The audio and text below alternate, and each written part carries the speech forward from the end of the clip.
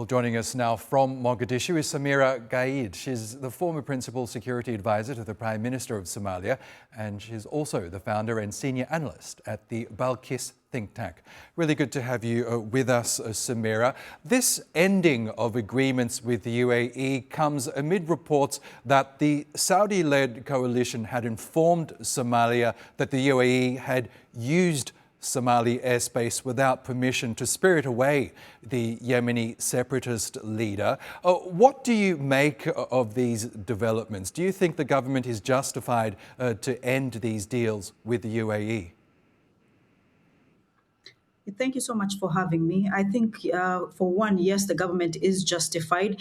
This is a situation that has been brewing for quite some time. And I can tell you on the ground, there has been some dissent about the government's relationship with the UAE and how particularly the UAE interacts with federal member states that are not aligned with the federal government. So I would say the government was within its authority to make this move.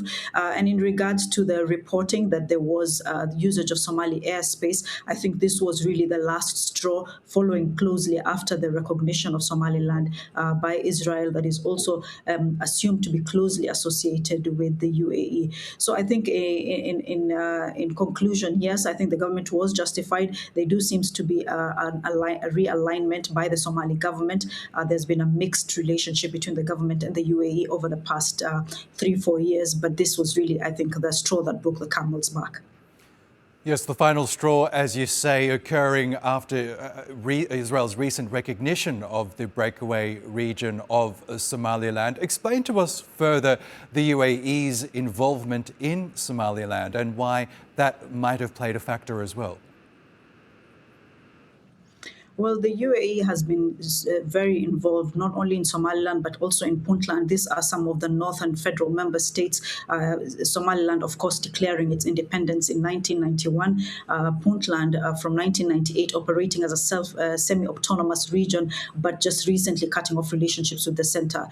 Since the relations in the south have cooled off, the UAE has been seen to be increasing its relations with Puntland and Somaliland. In Somaliland, it's invested heavily on the infrastructure, road infrastructure and port infrastructure in Berbera, linking Berbera to Ethiopia. There has been talk that UAE was involved in the MOU between Somaliland and Ethiopia in 2024. There is talk again that UAE is sort of involved in the recognition by Israel and has been involved in Israeli connections and engagement with both Somaliland and Puntland to some large extent.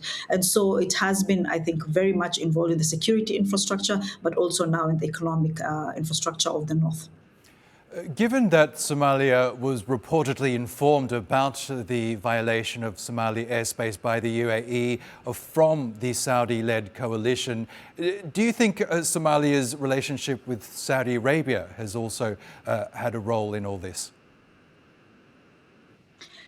Yes, Somalia has always been closely aligned with Saudi Arabia, but I believe right after the Saudi actions in Yemen, Somalia has come out to closely follow these developments and align itself with the Saudi coalition that's emerging. I mentioned this regional realignment that's occurring, that Somalia is also aligning now with Saudi Arabia.